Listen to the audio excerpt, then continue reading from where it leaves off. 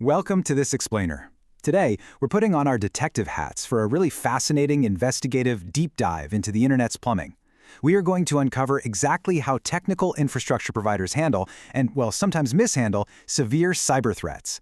If you've ever wondered what actually goes down behind the scenes when the very systems powering the web are weaponized, and exactly how compliance is enforced, you are absolutely in the right place. Because when these foundational protocols fail, it's our personal data and our digital safety that's on the line. Okay, let's quickly pull up our investigative roadmap for today. We'll start with the anatomy of DNS abuse, jump into the 2024 contractual revolution to find actionable evidence, dig into a real-world proportionality case study, and wrap things up by looking at the regulatory safe harbor. All right, Section 1, Anatomy of DNS Abuse, de-hyping the headline. To avoid policy creep, we first have to strictly define what actually counts as a technical crime. Now, there is a totally vital difference here between core infrastructure threats and content policing. For an investigative reporter or a security researcher, nailing down this boundary is just everything. Think of the internet like a sprawling, massive highway system. Abuse of the DNS, that's like someone physically blowing up the asphalt or tearing down the traffic lights. It's a technical infrastructure-level security threat, and that is strictly regulated.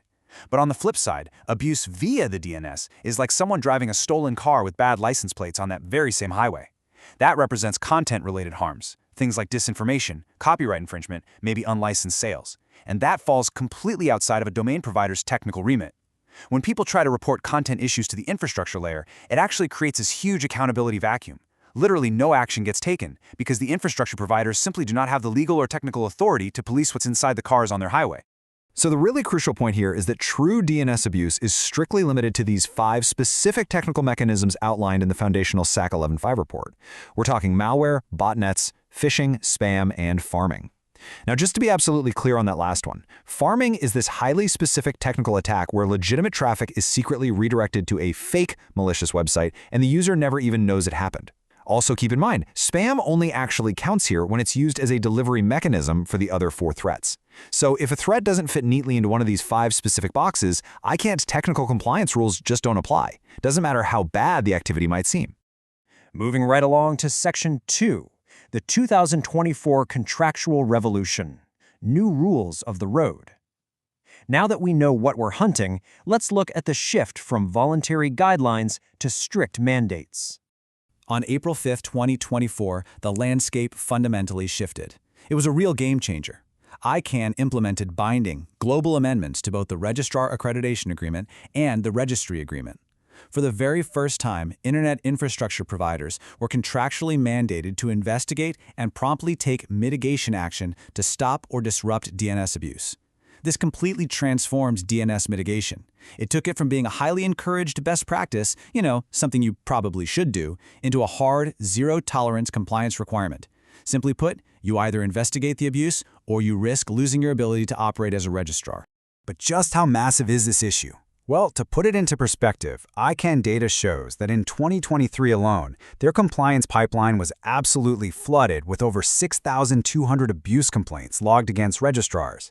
Just imagine being the compliance officer staring down that tidal wave of reports every day. It's a staggering amount of data flowing in, and every single one of those complaints demands a thorough documented investigation. When we break down the outcomes of those fully initiated cases for that year, a pretty fascinating split emerges. 47% resulted in domain suspensions. That's huge. It proves real DNS-level mitigation action is actively happening out there. But wait, look at that 52%. Over half required no direct suspension at all. For an internet detective, this 52% represents a massive investigative headache. It highlights a severe friction point in the whole system. There's this high volume of invalid, misdirected, or just incomplete complaints eating up time and resources. Ultimately, securing a takedown all boils down to the quality of the evidence. And that flows perfectly into our third section, defining actionable evidence, building the case. This is where we establish what actually counts as a valid report. Because ICANN notes such a high volume of invalid complaints, you can't just send a vague, angry email claiming a site is bad. Reporters have to provide precise technical proof, what the industry calls actionable evidence.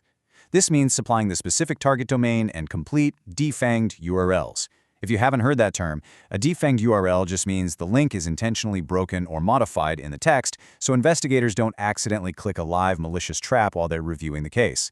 If it's a phishing report, for example, you need to provide screenshots showing the exact phishing targets, like a spoofed bank login page. The provider must have enough, ready, undeniable information in front of them to make a reasonable technical determination. But here is where the compliance mandate really shows its teeth. If an external report comes in and it's technically incomplete, providers can't just toss it in the trash. No, they are contractually required to independently investigate using specific data points that are reasonably accessible to them. They basically have to play detective. They have to check name server records, which are essentially the domain's routing instructions, to see exactly where the traffic is pointing. They have to verify if the domain actually resolves, meaning it connects to a live site. They have to review the customer's account and payment history for suspicious patterns, and physically inspect the primary web page themselves. Now that we've built the case, let's move to Section 4, the proportionality case study. This is where we see how these rules are applied in the real world. To really grasp proportionality, we have to differentiate between a purely malicious domain and a compromised site. On one side, you have a malicious domain. Let's say it's 5 days old, it has zero legitimate content, and is entirely dedicated to a fake banking portal. The necessary mitigation there is pretty straightforward: direct suspension. The provider applies what's called a client-hold EPP status code. That's a technical command that basically unplugs the domain from the internet entirely. But on the other side, you might have a 3-year-old legitimate car franchise site that simply has a single hidden subdirectory that got hacked and is now serving malware. The appropriate mitigation for that compromised car dealership isn't suspension. It's notifying the registrant and their hosting provider so they can clean that specific subdirectory. Why? Well, imagine if you owned a business and your entire corporate email system, your main website, all your franchise subdomains, just completely deleted from the internet because one forgotten subpage got hacked. That is catastrophic collateral damage. Taking the entire domain offline would destroy the business's daily operations over a highly localized threat. And that is exactly why proportionality is the absolute backbone of technical compliance. While this system is incredibly structured, it certainly isn't without friction.